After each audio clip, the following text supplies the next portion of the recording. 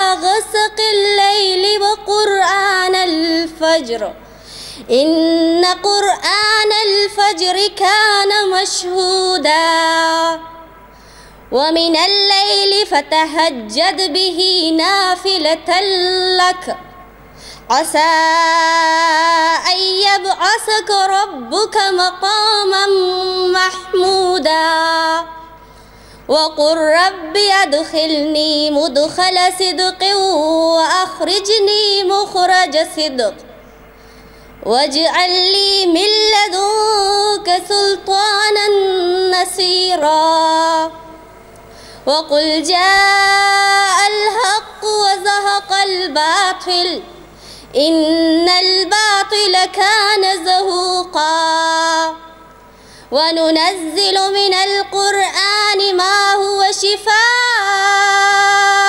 ورحمة للمؤمنين ولا يزيد الظالمين إلا خسارا. Start with the great name of Allah, the most merciful and beneficent. Observe the frame from the decline of the sun until the darkness of the night, and the dawn prayer, for certainly the dawn prayer is witnessed by angels. And rise at the last fourth of the night, offering additional prayers, so your Lord may raise you to a station of praise. And say, my Lord, grant me an honorable entrance and an honorable exit, and give me a supporting authority from yourself. And declare, the truth has come, and falsehood has vanished. Indeed, falsehood is bound to be vanished. We send down the Quran is a healing and mercy for the believers, but it only increases the wrongdoers and loss. Sadaqallahul Azim.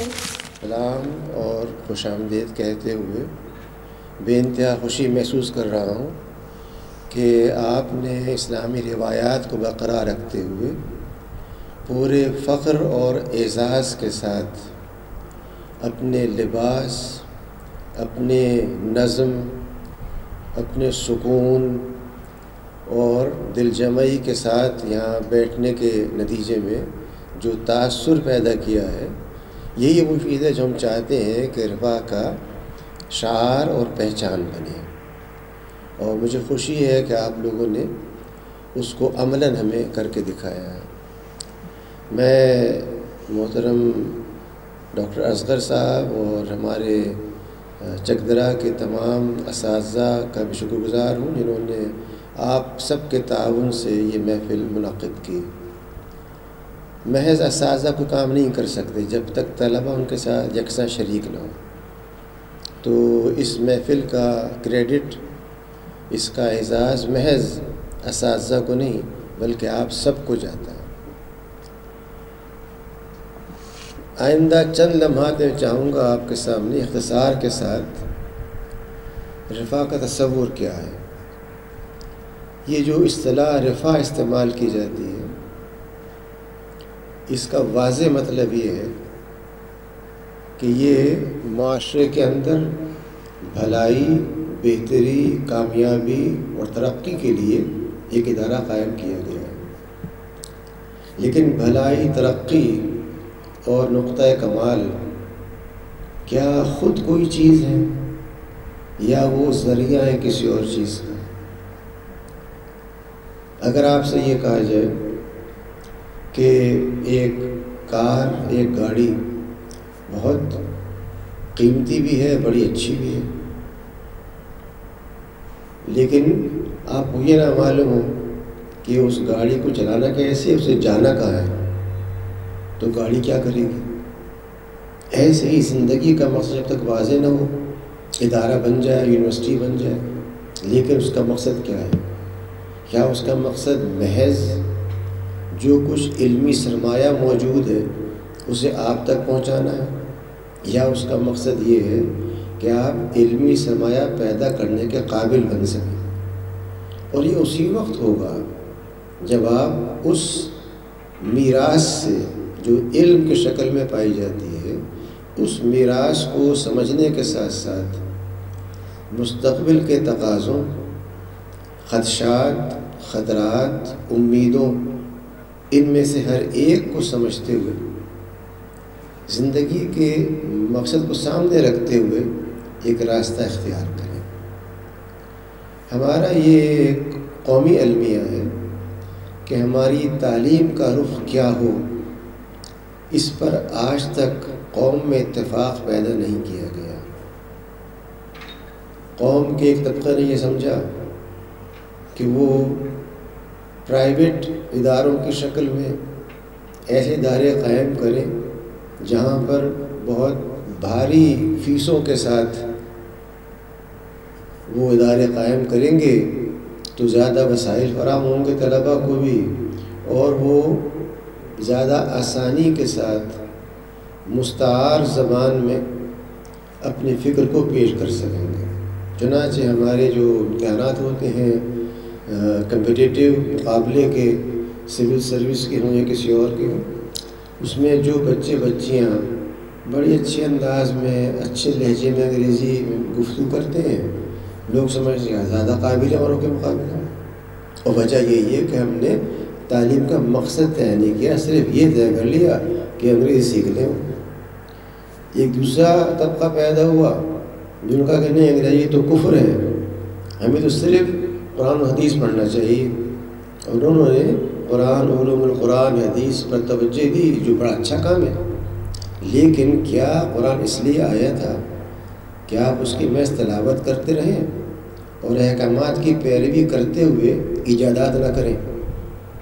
رب کریم ہر صفحے پر یہ بات فرماتے ہیں کہ یہ جو آیات ہیں، یہ جو پہاڑ ہیں، دریا ہے، فضا ہے، ان سب میں آپ کے لیے ہم نے وسائل رکھ دی ہیں، ان وسائل کو ایکسپلور کیجئے، ان کا استعمال کیجئے، بجائے قرآن پاک سے یہ پوچھنے کے کہ ہم کیسے ان کی تحقیق کریں، ان کا استعمال کریں، ہم صرف قرآن پاک کو پڑھتے رہیں تو کیا یہ مزہ حاصل ہو جائے گا؟ گویا ہمارے دونوں تصورات، ایک یہ کہ آپ انگریز کی پیروی میں انگریز کی زبان، اس کی ثقافت، حتیٰ کہ اس کے بولنے کا لہجہ، اگر آپ کا کوئی استاد برطانیہ سے پڑھ کر کے آیا ہو تو وہ الفاظ کو برطانوی لہجے میں ادا کرے، اگر وہ امریکہ سے پڑھ کے آیا ہے وہاں کے لہجے میں ادا کرے، جتنی اس کی نقل کی جائے گی اتنے ہم ماہر ہیں۔ گویا ہم نے نقل کو مہارت قرار دے لیا، جبکہ مہارت کا مطلب ہوتا ہے ایجاد، چیزوں کا نیا رخ پر لے کے جانا، پیدا کرنا، کریٹیوٹی، تعمیر۔ تو ہم نے تعلیم کا مقصد متعین نہیں کیا۔ رفاع کے قیام کے وقت اس کے بانی چانسلر مرحوم جنرل ذوالفقار خان صاحب نے اور ان کے ساتھیوں نے مل کر کے یہ طے کیا کہ یہاں محض تعلیم نہیں ہوگی، بلکہ ہماری بنیاد تربیت فکر، تربیت کردار اور تربیت اخلاق، یہ تین چیزیں ہیں جو ہم اختیار کریں گے۔ اور اخلاق کا مطلب محض مسکرا کر کے ہاتھ ملانا نہیں ہے، بلکہ اخلاق کا مطلب یہ ہے کھانے کا اخلاق کیا ہے، کاروبار کا اخلاق کیا ہے، جنگ کا اخلاق کیا ہے، تحقیق کا اخلاق کیا ہے، معیشت کا اخلاق کیا ہے، معاشرت کا اخلاق کیا ہے۔ گویا اخلاق جو ہے وہ محض نرمی اور محبت سے بات کرنے کا نام نہیں ہے، بلکہ یہ وہ ایتھکس ہے جس کے بغیر کوئی بھی علم اپنے مقصد سے خالی ہو جاتا ہے۔ اسی لیے ہم نے جو الفاظ تحریر کیے اپنے نصب العین کے طور پر، وہ یہ تھے کہ ہم چاہتے ہیں کہ اعلیٰ ترین معیار کی تعلیم جس کے اندر اخلاق سموئے ہوئے ہوں، وہ اس کا جز بن جائیں، اس میں جذب ہو جائیں۔ یہ کوئی الگ سے چیز نہیں ہے کہ آپ نے کیمسٹری پڑھ لی اور 2 گھنٹے آپ نے تلاوت کلام پاک کر لی اور آپ کا کام پورا ہو گیا۔ ہم یہ سمجھتے ہیں کہ آپ کا کیمسٹری پڑھنا اس ماحول میں ہو اور اس زاویے سے ہو کہ یہ جو کیمسٹری ہے اس کے ذریعے میں اللہ تعالیٰ کے بندوں کو کس طرح سے اچھائی و بھلائی کا کام کر کے فائدہ پہنچا سکتا ہوں، اور اللہ تعالیٰ کے احکامات کی پیروی کرتے ہوئے اس علم کو کس طرح سے امت کے لیے استعمال کر سکتا ہوں۔ جب آپ اس مقصد سے کیمسٹری کا مطالعہ کریں گے تو اس کا اجر اس سے کم نہیں ہے جو آپ تلاوت کلام پاک کرتے ہیں۔ ہمارا نقطۂ آغاز یہ تھا کہ ہمارے نصابات، ہماری کتب، ہمارا درس دینے کا جو کمرہ ہے وہ ہر چیز اس کے ساتھ ٹیونڈ ہو، اس کے ساتھ اس کی یکجائی ہو جائے۔ یہی وجہ ہے کہ ہم نے بعض چیزوں پر شروع سے شدت اختیار کی۔ یہ تو الحمدللہ وہ علاقہ ہے جس پر پوری قوم فخر کرتی ہے کہ یہاں کی بچیاں اور یہاں کے بچے دونوں ان اسلامی روایات کو اپنی روایات سمجھتے ہیں، پیدائشی جو دین نے ہم کو دی ہیں۔ طلبہ طالبات کا الگ رہنا، ان کا آپس میں مل جول میں کم سے کم ہونا، الگ تعلیم ہونا طلبہ و طالبات کی، یہ وہ اقدار ہیں جو اسلام نے ہم کو دی اور بہت مقامات پر علاقائی اقدار بن گئی۔ لیکن اس خطے کو چھوڑتے ہوئے ہمارے ملک کے اندر عام تصور یہ ہے کہ جب تک طلبہ و طالبات کندھے سے کندھا رگڑ کر کے کام نہیں کرتے ترقی نہیں ہوگی، جو ایک تصور ہے جاہلانہ، جس کی بنیاد نہ عقل میں ہے نہ تجربے میں ہے۔ تجربہ یہ بتاتا ہے کہ جب بھی آپ ایسا ماحول پیدا کریں گے تو یہ جو کندھے سے کندھے کا فرکشن ہے، رگڑنا ہے، یہ کوئی نہ کوئی کرنٹ پیدا کرے گا۔ یہ فطرت ہے۔ آپ دو ٹکڑے لکڑی کے بھی رگڑیں گے تو گرمی پیدا ہوگی، یہ تو انسان ہے۔ اس لیے جو اللہ نے ہم کو بتایا ہے وہ انسان کی فطرت، انسانی معاشرے کی فلاح اور بھلائی کے لیے سب سے بہتر طریقہ ہے۔ چنانچہ ہم نے آغاز سے کچھ چیزیں ایسی کی جس پر کوئی یہ کہہ سکتا ہے یہ تو کوئی مولویوں کا ادارہ معلوم ہوتا ہے کہ لڑکے لڑکیاں بات نہ کریں، پروجیکٹ ساتھ نہ کریں، سفر ساتھ نہ کریں، لیکن الحمدللہ ہم نے اس پر فخر کیا ہے۔ ہمارے بارے میں جو بھی کہا جائے اس کی پرواہ نہیں۔ ہم یہ سمجھتے ہیں کہ اگر ہم مطمئن ہیں، ہمارا رب مطمئن ہے، تو ہمیں کسی اور کی پرواہ نہیں۔ اس لیے آپ نوجوانوں کے لیے جو چیز قابل غور ہے وہ یہ کہ جس نیت سے آپ نے اس ادارے کو اختیار کیا، اس نیت کے بعد آپ کو کرنا کیا ہے؟ کیا محض اساتذہ سے کچھ اسباق سن کر کے، کچھ کتابیں پڑھ کر کے، کچھ لیبریٹری میں تجربات کر کے ایک ٹیکنیشین بننا ہے جو اپنے فن کا ماہر ہو، یا وہ انسان بننا جس کے بارے میں آپ نے تلاوت کلام پاک میں سنا کہ وہ انسان جو رات کی تنہائی میں رب کو یاد کرتا ہو، وہ انسان جو صبح کی روشنی میں قرآن سے وابستہ ہوتا ہو، وہ انسان جو رب کریم سے بار بار مغفرت مانگتا ہو۔ جب آپ یہ طے کر لیں تو پھر آپ کو اس پر قائم رہنا چاہیے۔ دو ہی راستے ہیں، یا تو آپ ٹیکنیشین بن جائیں اور وہ بننے کے بعد آپ ایک بہت اچھی تنخواہ پاکستان میں، پاکستان کے باہر کہیں کام کر کے حاصل کر لیں، یا آپ اللہ کے بندے بن جائیں اور جو وہ کہتا ہے کہ اس کے بندوں کی خدمت کی جائے، ان کی بھلائی کے لیے اپنے وقت کو، صلاحیت کو، علم کو لگائیں، تو پھر وہ یہ وعدہ کرتا ہے کہ ایسے افراد کے لیے جنتیں ہیں، محض جنت نہیں ہیں، جنتیں ہیں۔ نہ صرف یہ بلکہ وہ اس دنیا میں وعدہ کرتا ہے کہ وہ یہاں بھی ان کو اختیار دیتا ہے۔ تو یہ دو راستے ہیں۔ ہم یہ سمجھتے ہیں کہ نئی نسل کو ہمارا فریضہ ہے کہ ہم یہ راستے دکھلا دیں، نہ صرف دکھلا دیں بلکہ ان کو عملاً ایک تجربہ گاہ کے طور پہ ایسی تعلیم گاہ دیں جس میں طلبہ و طالبات علیحدہ اپنی نفسیات اور ضروریات کے مطابق تعلیم حاصل کر سکیں، تاکہ وہ قوم کے معمار بنیں، گھر کے معمار بنے، معاشرے کے معمار بنے اور آخر کار امت کے معمار بنے۔ یہ اختصار سے رفاع کا تصور ہے۔ ہم نے جو 6 اقدار بہت سوچنے کے بعد متعین کی ہیں اور آپ نے دیکھے بھی ہوں گے، اس میں پہلی قدر جو ہے اور جس سے آغاز ہوتا ہے وہ یہ ہے کہ ہمارا ہدف اور منزل محض یہاں کی کامیابی نہیں ہے بلکہ آخرت کامیابی ہے، اور اس کامیابی کا مقصد یہ ہے کہ ہر لمحہ وہ آپ کی گفتگو ہو، آپ کی سوچ ہو، آپ کا سفر ہو، آپ کا کوئی انویسٹمنٹ ہو کسی قسم کا، ہر چیز کے اندر اگر آپ کے ذہن میں یہ ہے کہ جو کچھ میں نے کیا ہے یا میں کر رہا ہوں یا کر رہی ہوں تو اس کا مقصد میری ذات ہے یا رب کریم کی خوشی ہے۔ آخرت کا مطلب محض یہ نہیں ہے کہ آپ یہ یقین رکھ لیں کہ ایک دوسری دنیا ہے جہاں پہ نہریں ہیں اور پھل ہیں اور کیا کچھ ہے، بلکہ آخرت کا مطلب یہ ہے کہ اس زندگی میں آپ کو کیا رویہ اختیار کرنا ہے۔ تو اس لیے پہلی ہماری جو قدر ہے وہ یہ ہے کہ آپ کا آخری ہدف محض یہ دنیا نہ ہو بلکہ اس دنیا کی کامیابی ہے۔ وہ اسی وقت ہو سکتی ہے جب آپ اللہ کے رسول کی احکامات کی پوری پابندی کریں۔ ایسے ہماری جو بقیہ اقدار ہیں وہ لنکڈ ہیں، وہ ایک دوسرے کے ساتھ ملحق ہیں۔ جب ہم یہ کہتے ہیں کہ آخرت، تو فوری طور پہ یہ بات پیدا ہوتی ہے کہ آخرت کی پرواہ کیسے ہوگی جب تک آپ میں ایکسیلنس نہ ہو، اتقان نہ ہو۔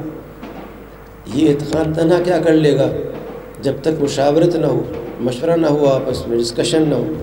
یہ مشورہ کیا کر لے گا جب تک اس سے اجتماعیت نہ پیدا ہو اور آپ فرد کے فرد رہیں۔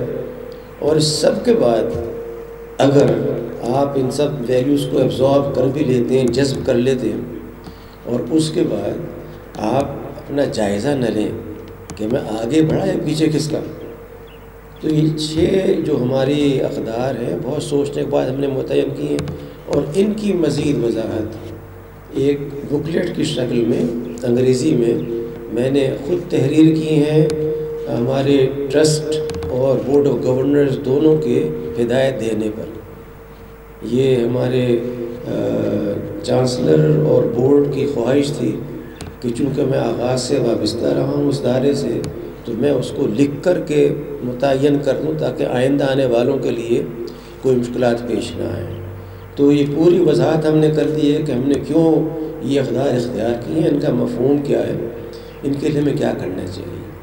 جو آپ لوگوں سے امید ہم رکھتے ہیں وہ یہ کہ آپ یہاں پہ نہ صرف اپنے منتخب شعبے کے اندر بلکہ ان اقدار کو سوچ سمجھ کر کے، جانچ پرکھ کر کے اختیار کریں تاکہ آپ کی مسکراہٹ، آپ کی تحقیق، آپ کا چلنا پھرنا، آپ کا کھیلنا کودنا، ہر چیز ان اقدار کے مطابقت میں ہو۔ جب یہ شکل پیدا کر لی جائے گی تو آپ ایک نئی قوم ہوں گے، وہ نئی قوم جس کا خواب اقبال نے اور جناح نے دیکھا تھا، وہ نئی قوم جس کے کاندھوں پہ یہ ذمہ داری ہے کہ وہ اس ملک کے اندر عدل و انصاف کو، اللہ کے شریعت کو، اللہ کے دیے ہوئے احکامات کو قائم کرنے والوں میں سے شامل ہو۔ میں دعا کرتا ہوں کہ آپ میں سے ہر ایک اس مقصد کے لیے اپنے آپ کو تیار کرے، وہ شعبہ نفسیات کا ہو، فزیوتھیراپی کا ہو، انگریزی کا ہو یا کوئی اور ہو۔ ان شعبوں میں مہارت کے ساتھ ساتھ آپ میں سے ہر ایک اس تعمیری فکر کے ساتھ یہاں سے نکلے کہ وہ محض ایک فرد نہیں ہے بلکہ وہ ایک اجتماعیت کا، ایک جماعت کا حصہ ہے، اور یہ جماعت محض ایک گروہ نہیں ہے بلکہ یہ انسانیت کو روشنی، رہنمائی اور ہمت فراہم کرنے والی جماعت ہے۔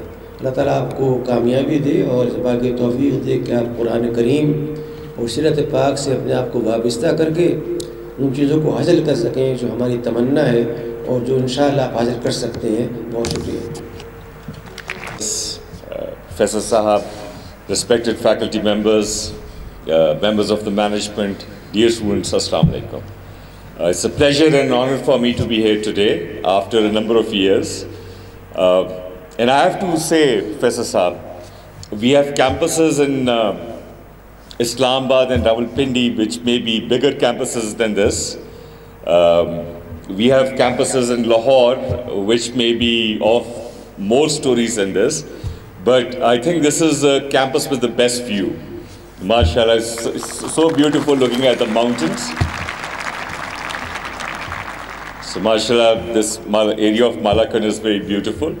And I think we left Islamabad at, I think 5 after 9 and 5 before 11, 5 to 11 we were here. So less than 2 hours drive. I'm very thankful and grateful to the Vice Chancellor for his words of wisdom. And he very eloquently presented the ethical and the missionary aspect of Rifai University with you. So I'm going to focus on, as you know, our mission statement is to establish state-of-the-art educational institutions with a focus of inculcating Islamical ethical values. So I think Dr. Saab covered the Islamic ethical values part, and I certainly can't, it's like a, showing candle to the sun, so I won't add on to it, and focus on the excellence aspect of it, the professional excellence aspect of it. Dr. Saab talked about our founding chancellor, General Zulfikar Ali Khan, who was an eminent cardiologist and served Army Medical Corps. So he was also the commandant of Armed Forces Institute of Cardiology. He was the founder of cardiology in Pakistan. And under his leadership, first time in Pakistan, the open heart surgery took place. First time angiography and angioplasty procedures were held. And not only first time in Pakistan, but the first time in Asia. So again, in cardiology, we beat China, Japan, India, everyone. This is back in, I think, mid-70s. So to innovate, I believe is and this passion for excellence is in the DNA of Rifai International University. We were the first university in Pakistan, private or public sector university, which started a bachelor's degree in biomedical engineering. And I remember when I took the case to Pakistan Engineering Council, this was back in 1998. तो PEC ने कहा कि भाई ये तो biomedical engineering क्या चीज़ होती है, इसका तो ये तो डिग्री एग्जिस्ट ही नहीं करती हमारे पास एक्रेडिटेशन के लिए. And now naturally it's just accepted in Pakistan and other institutions followed us as well. We were the first institution in Pakistan to start the Doctor of Pharmacy program, and the first Doctor of Pharmacy program accredited by the Pharmacy Council of Pakistan was for Rifai International University. We were also the first university in Pakistan to set up programs in media studies. So a lot of these programs, unfortunately, right now are not available in Malakand, and they are available in other campuses, and inshallah, we're going to bring these programs to this campus as well in due course of time. Under the very able leadership of Dr. Asghar Ali Khan Sahab, who's not only your director campus, but also Dean Rehabilitation Sciences and Allied Health at Rifai University. And he leads the biggest faculty in Rifai University. And under his very able leadership, Rifai University was the first university to start Doctor of Physiotherapy program in Pakistan. So private sector, public sector. So we've again, first university in Pakistan to start masters leading to a PhD degree program in information security 10-15 years ago, and then NUS followed and ComCert followed after like 5 years. So Rifai University has already led at the intellectual frontiers of knowledge. And Dr. Nisa was very right when he said that the critical difference, and I think more than the students, our faculty needs to understand this.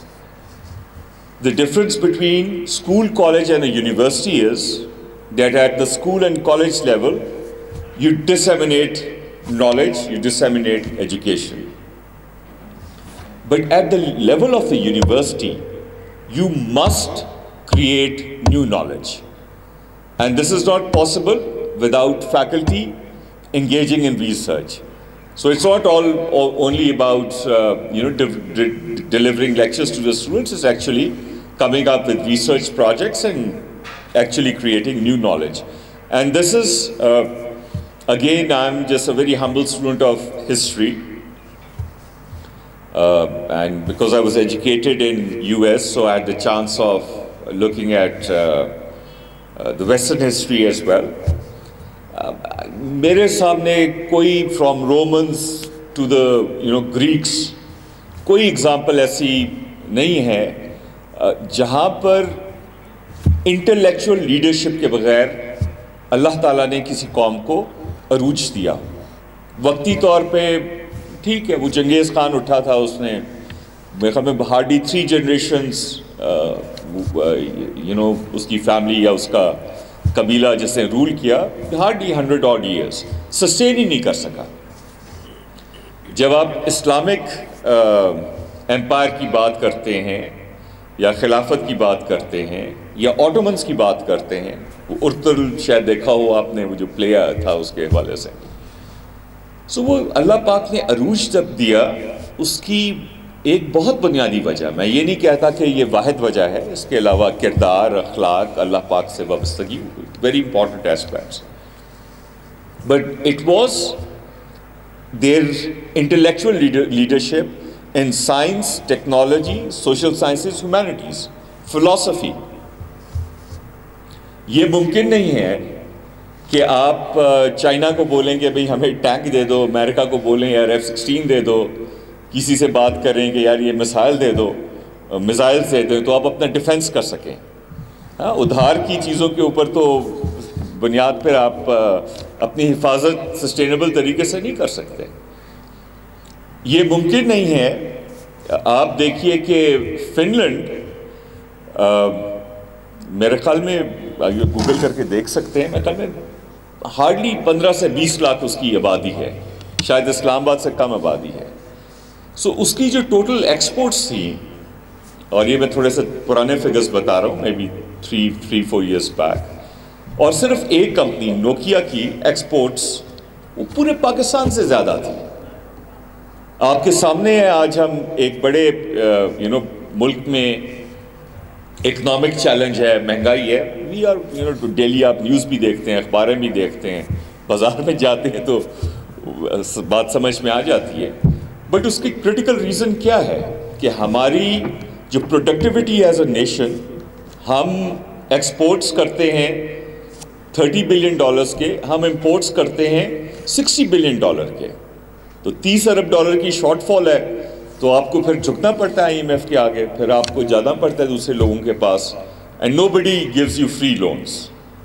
There is always strings tight. آپ کو اپنی sovereignty پہ, اپنی عزت پہ, اپنے freedom کو compromise کرنا چاہتے ہیں, اور اس کی بنیادی وجہ یہ ہے کہ وی آر ناٹ پروڈکٹیو. سو میری آپ سے ایک ریکویسٹ ہے, اسٹوڈنٹ سے اور فیکلٹی سے, کہ please be passionate and deeply invest yourself in the subjects of your study. اور اس میں ابھی میرے خیال میں لائبریرین صاحب سے ملاقات ہوئی, سو آپ کا جو رفاق کا لائبریری کا جو انفارمیشن پورٹل ہے, تو آپ ادھر تو صرف میں بھی 4-5 ہزار کتابیں آپ نے پڑھی ہیں, but on your mobile phone, on your smart phone, آپ کو لٹرلی لاکھوں کی کتابوں کا ایکسیس ہے. اگر آپ میڈیکل ٹیکنالوجی میں پڑھ رہے ہیں, یا آپ فزیوتھیراپی پڑھ رہے ہیں, یا computer sciences, what ever the area of your study is, تو آپ دیکھیں گے کہ آپ کو کٹنگ ایج جرنلز جو ہے وہ آپ کو اویلیبل ہیں. اور میرے نزدیک تحقیق صرف اساتذہ کا کام نہیں ہے, بلکہ ایز اسٹوڈنٹس آپ کو بھی, آف کورس ٹیچرز کو ریسرچ بیسڈ اسائنمنٹس دینی چاہیے, لیکن آپ کو beyond the class room, beyond your text books خود اسٹڈی کرنا چاہیے. دیکھیں لرننگ ایکسلنس یونیورسٹی کی لیول کے اوپر آپ کو کوئی زبردستی تو کر نہیں سکتا بھائی, رائٹ. ٹیچرز ڈائریکشن دے سکتے ہیں, کبھی شاید تھوڑا بہت سختی بھی کر لیں, لیکن this passion has to come from you. So اگر کل کو آپ یہ چاہتے ہیں کہ آپ کو اچھی جابس بھی ملیں, آپ نہ صرف پاکستان بلکہ اسلامک ورلڈ کے لیے قابل فخر ہوں, دین آپ کو اپنے آپ کو ممتاز کرنا پڑے گا. اور ایکسلنس اور ایکسٹراڈنری ریزلٹس کے لیے ایکسٹراڈنری ایفرٹس کی ضرورت ہے. یہ نہیں ہو سکتا کہ آپ اسی طرح پڑھ رہے ہوں اور اسی طرح کام کر رہے ہوں اور اسی طرح زندگی بسر کر رہے ہوں جس طرح باقی لوگ کر رہے ہیں تو آپ کو کوئی ایکسیپشنل رزلٹ مل جائے. ممکن نہیں ہے. یہ آلموسٹ لا آف فزکس ہے نا, کہ کوئی بھی ہو, بڑا ہو چھوٹا ہو, کالا ہو گورا ہو, اب میں گلاس پکڑ کے چھوڑوں گا نیچے گر جائے گا, کوئی بھی چھوڑے گا گر جائے گا. اسی طرح یہ اٹل حقیقت ہے. If you want to have extraordinary results in your life, then you have to make extraordinary efforts and extraordinary sacrifices. رفاہ میں ہماری in terms of future directional setting انشاءاللہ تعالی ہم یہ کوشش کریں گے کہ ہمارے کریکولمس اور ہمارا جو ایکیڈیمک ٹیچنگ میتھڈالوجی ہے اس کو پرابلم بیسڈ اینڈ ایکسپیرینشیل بیس پہ لے کر جائیں. یہ سب سے پہلے ہم نے جرنی شروع کی about 10 years back اپنی فیکلٹی آف میڈیسن میں, اسلامک انٹرنیشنل میڈیکل کالج جو اسلام آباد میں ہے.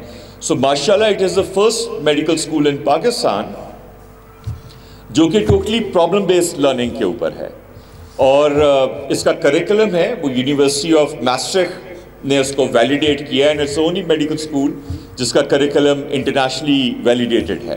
سو ہم یہ چاہیں گے کہ یہ ایکسلنس آپ کے باقی تمام ڈسپلنس کے اندر لے کر آئیں. میں ختم کرنے سے پہلے آپ سے چھوٹا سا واقعہ شیئر کرتا ہوں.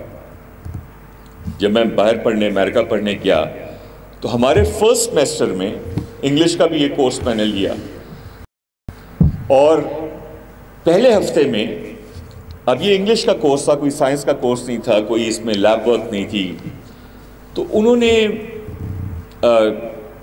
پہلے دن ٹیچر نے یہ ٹاپک ہمیں دیا کہ آپ, یہ 1986 کی بات کر رہا ہوں, ٹھیک ہے جی, this is what I don't know 36 years ago, right. So انہوں نے ٹاپک دیا کہ کلاس کا ہر فرد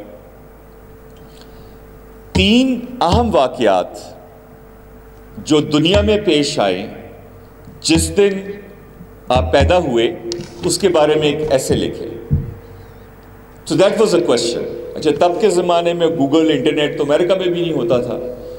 سو میں 25 اپریل 1968 کو پیدا ہوا. اب میرے تو فرشتوں کو خبر نہیں تھی کہ بھئی جس روز میں پیدا ہوا اس دنیا میں کیا ہو رہا تھا. So we had to go to the library, اور تب ہمارا وہ کارڈ کیٹلاگس کا آرکائیو سسٹم تھا وہاں پر. تو ہمیں اور وہ مائکرو فلمز ہوا کرتی تھی, نیوز ویک, ٹائمز, اخباروں کی.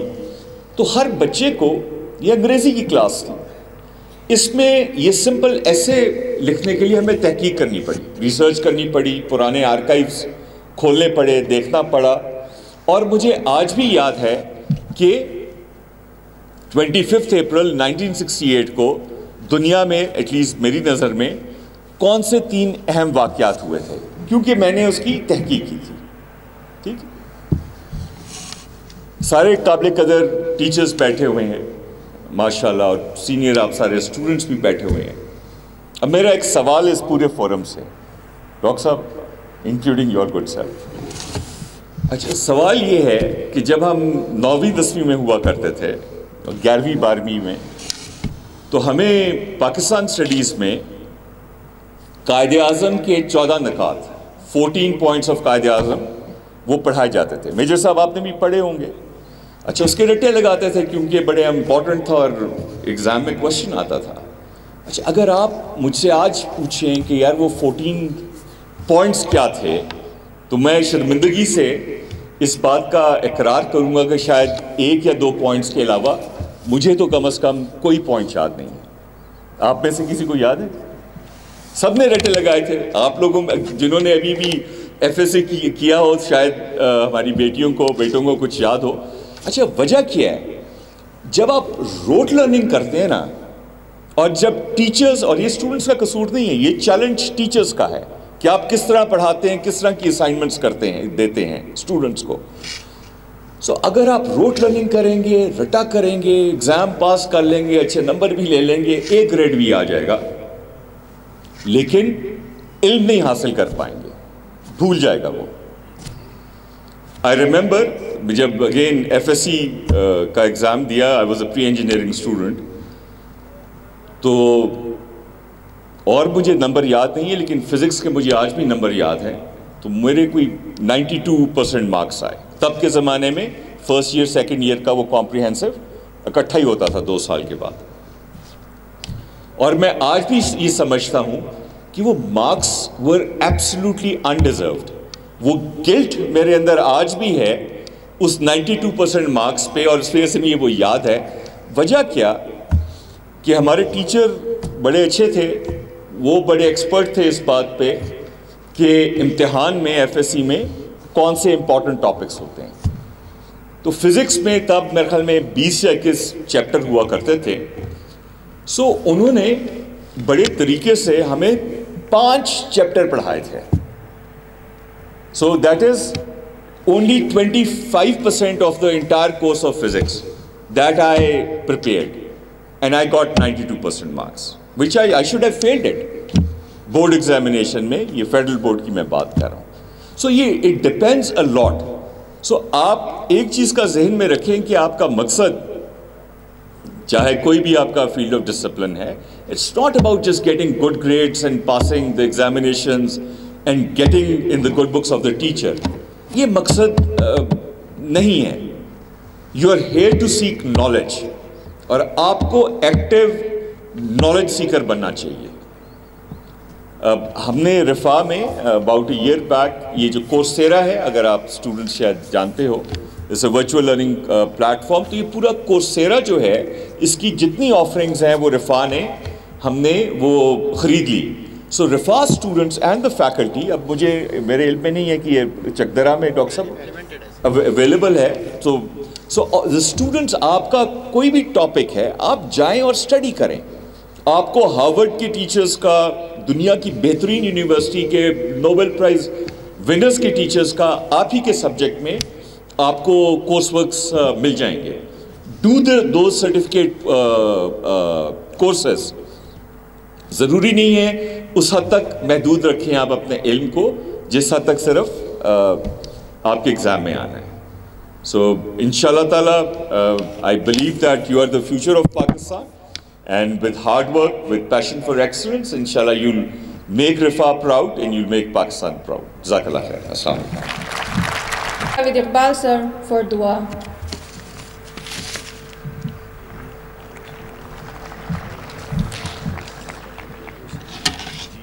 اعوذ باللہ من الشیطان الرجیم. بسم اللہ الرحمن الرحیم.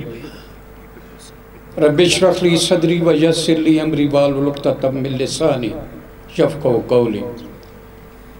بچے, میں 1-2 باتیں آپ سے کہہ کے تو دعا کے لیے کرتا ہوں.